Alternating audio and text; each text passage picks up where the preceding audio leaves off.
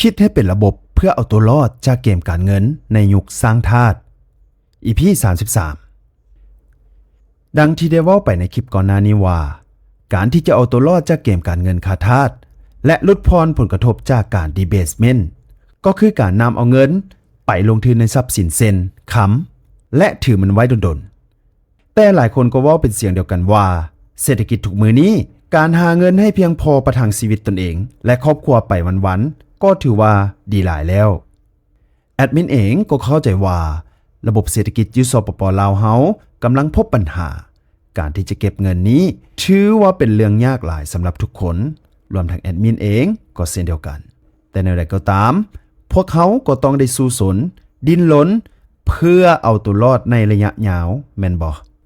ฉะนั้นเฮาจะมาลองคิดกันแบบเป็นระบบถึงวิธีการเอาตัวรอดครั้งนี้วิธีที่หนึ่งก็คือการปฏิวัติคนล้มระบบการเงินโลกที่เป็นอยู่คือปัจจุบันนี้ให้จบให้สิ้นไปเลยข้อนี้ถือว่าเป็นไปได้ยากหลายหรือแทบจะเป็นไปบ่ได้เลยแอดมินว่าทิ่มไปเลยข้อนี้ไปหาวิธีใหม่กันวิธีที่2ก็คือการเฮ็ดเวียกไปเรื่อยๆใช้ชีวิตปกติบ่ต้องเก็บเงินหรือเก็บเงินก็บ่ต้องไปลงทุนหยังกอดเก็บเงินสดไว้เพียงอย่างเดียววิธีนี้บ่ผิดแต่ก็คือฮู้นำกันว่าผลกระทบของการดีเบสเมนต์จะมีผลกระทบโดยกงต่อคนที่บ่ลงทุนรวมทั้งคนที่ถือเงินสดไว้เพียงอย่างเดียวเพราะผลจากการดีเบสเมนต์จะเฮ็ดให้เงินเสื่อมค่าลงเรื่อยๆเครื่องของจะแพงขึ้นลองคิดเบิ่งว่าราคาค้ำในอีก30ปีทางหน้าคือจะบ่ต่ำกว่าบาทละ100ล้านกีบเฝอถ้วยหนึ่งคือจะบ่หลุด 200,000 กีบต่อถ้วยแล้วทานจะหาเงินทันกับเงินเฟ้อแบบนี้บ่ให้ลองคิดเบิ่งบ่ฉะนั้นเฮาจะพบกับความลำบากในตอนเฒ่าแก่ชราถือว่าเป็นความลำบากที่หนักหลายหรือเฮาจะไปเบิ่งวิธีที่3นำกันว่าควรเฮ็ดแนวใด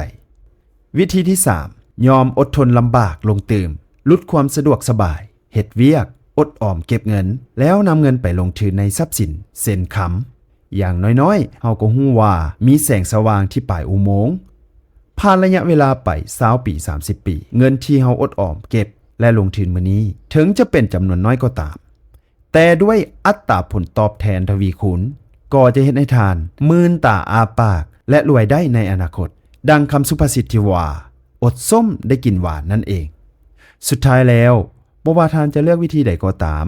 ก็บ่เป็นคำตอบที่ถูกหรือผิดแต่ทานจะรู้สึกขอบใจตัวเองในอนาคตที่ยอมอดทนลำบากมื้อนี้หากทานเลือกถูกวิธี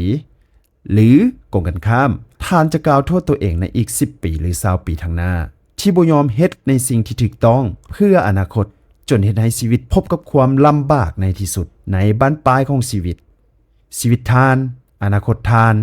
มื้อนี้มีแนวทางเลือกให้แล้วท่านสามารถออกแบบอนาคตของท่านได้ด้วยมือของท่านเองเลย